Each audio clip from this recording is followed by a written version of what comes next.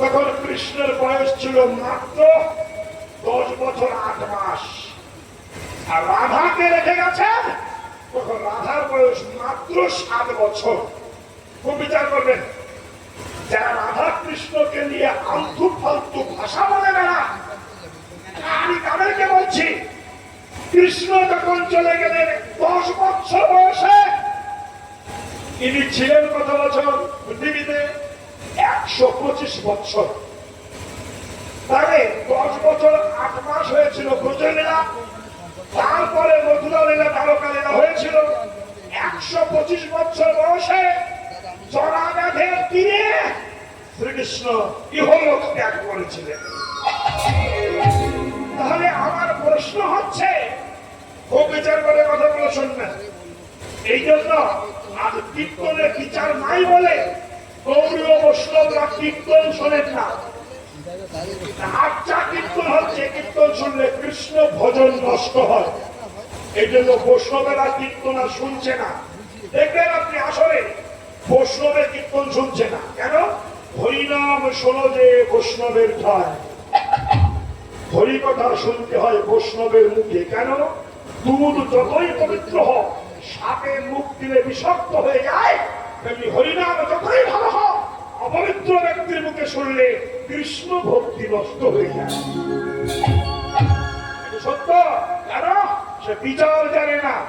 রাধাকে যখন কৃষ্ণ রেখে চলে গেলেন, এই 7 বছর বয়সে, কৃষ্ণ 10 বছর বয়সে চলে গেছেন, রাধার বয়স তখন 7 বছর। এবার কেউ কারোর সঙ্গে আর দেখা হলো না। বলুন তো, তাদের মধ্যে কি জাতীয় প্রেম ছিল, কি ভালোবাসা ছিল, কি কামের উদ্বেগ ছিল, যেটা আমরা বলি রাধা কৃষ্ণ প্রেম করেছে, আমরা করবো না কেন? এই কথা যে মূর্খেরা বলে, আমি তাদের কাছে প্রশ্ন করতে চাচ্ছি। 7 বছর বয়সে ফেলে রেখে চলে গেল, 10 বছরের কৃষ্ণ চলে গেল, 125 বছর বেশি ছিল কৃষ্ণ এই জগতে ছিলেন।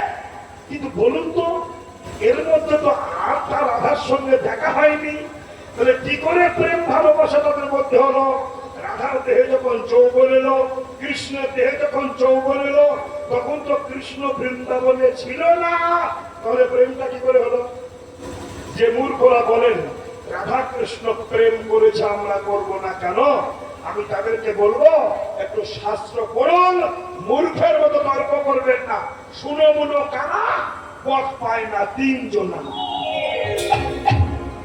রাধারানী যখন এসে দাঁড়াবেন, ছোট্ট বাচ্চা মেয়ে, মাঝি গিয়ে বলছে আমায় টাকা দাও। যেই বলেছে টাকা দাও, রাধা তখন আদো আদো ভাষায় বলছে টাকা চাচ্ছ কেন? ওই কৃষ্ণ চুরি করে ননি আনে, আমি তাই খাই, আমি টাকা দেবো কোথায়? মাঝি বলল মহা যন্ত্রণায় পড়লাম। ঋষি আমাকে বলল 10 থেকে ডাকো, 10 আসলো, শিব আসলো, কৃষ্ণ আসলো, রাধা আসলো, কারোর কাছে টাকা নাই, তোমরা 4 জন আমার নৌকায় বসো। বসেছে, বুঝলেন না? বসেছে। এবার ঋষি চলে গেছে, ও মাঝি চলে গেছে ঋষির কাছে, নারদের কাছে। আর ঋষি, তুমি যে বললে 10 টাকা দেবে, তার গুরু শিব টাকা দেবে, তার গুরু কৃষ্ণ টাকা দেবে, তার গুরু রাধা টাকা দেবে, কেউ তো টাকা দেয় না, সব এসেছে।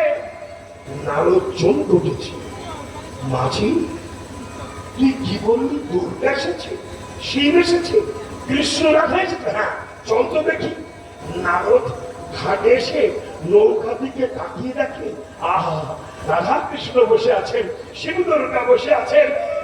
নারদ বিহারটা ফেলে দিয়ে মাঝির চরণে লুটিয়ে পড়ে বলছে, মাঝি রে, সারা জীবন হরিনাম করে আমার ভাগ্যে যুগল দর্শন হলো না, তোর ভাগ্যে যুগল দর্শন হলো, এখন লোক ধরে নাও, এখন হরি ধরে নাও,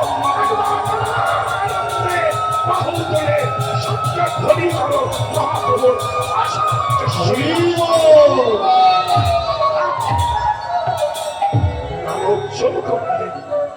মাঝি রে,